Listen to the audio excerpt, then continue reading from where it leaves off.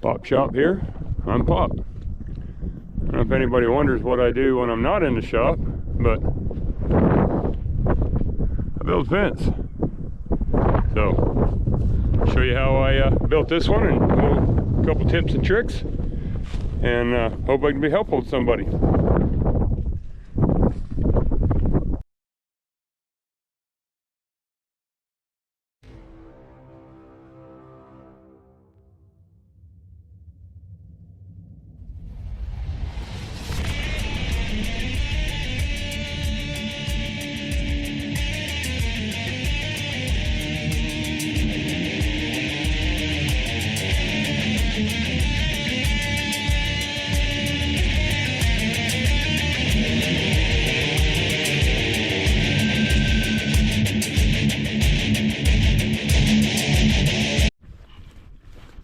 Okay, I start out by building my corners.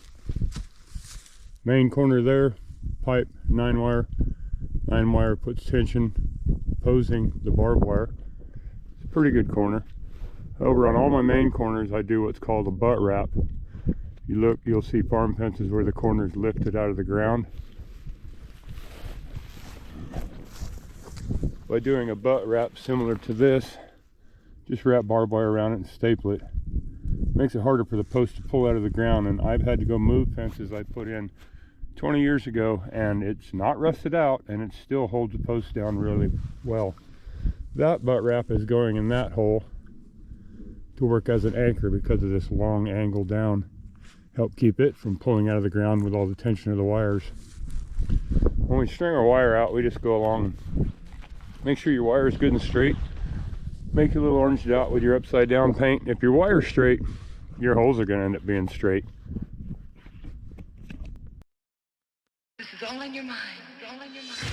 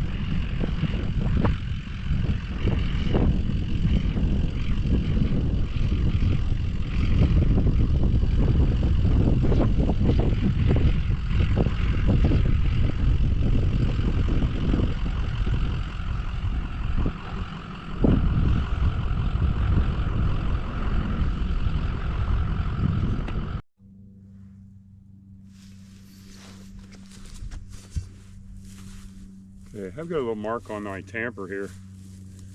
So I'll start out with my posts, kind of get it within the realm of where I think a straight line is going to be, looking back at the other posts.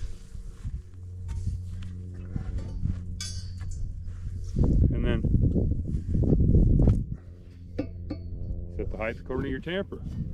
And you're not messing around with a tape measure. Get a good line of sight down through there, and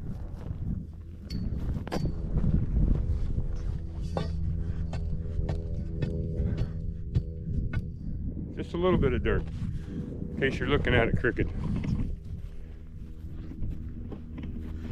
And then break my tripod here. We'll look right down, all those edges line up.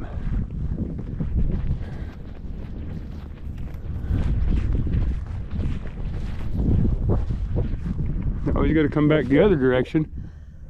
Make sure when those edges line up, they're actually headed for the corner. And that's how you end up with a 1/4 mile of perfectly straight fence. By eye. Alright, for spinning up my wire, I use an agricultural disc. And then, sitting on a hill, just weld a big plate in. Works pretty good.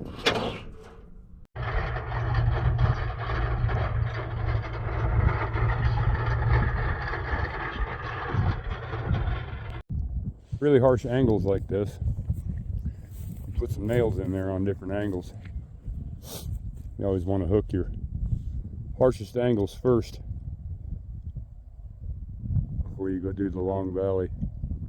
Now if I have a really, there's skid steer parked in the bottom of the hole, a really deep notch, I'll fly the wires straight over. And then if we ever have any flooding coming down through here, these cattle panels keep the cattle in,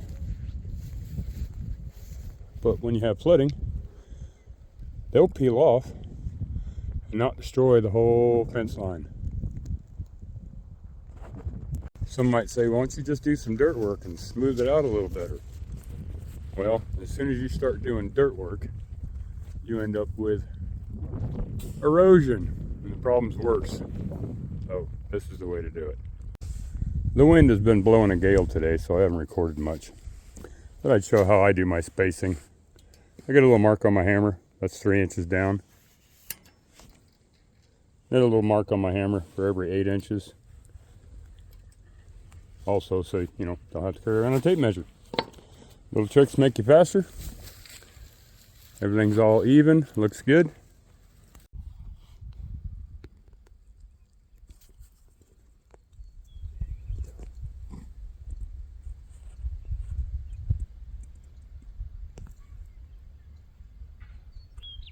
There we go, straight line.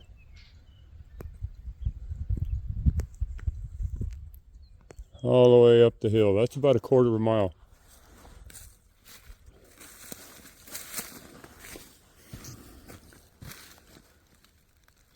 Corner to corner. There we go.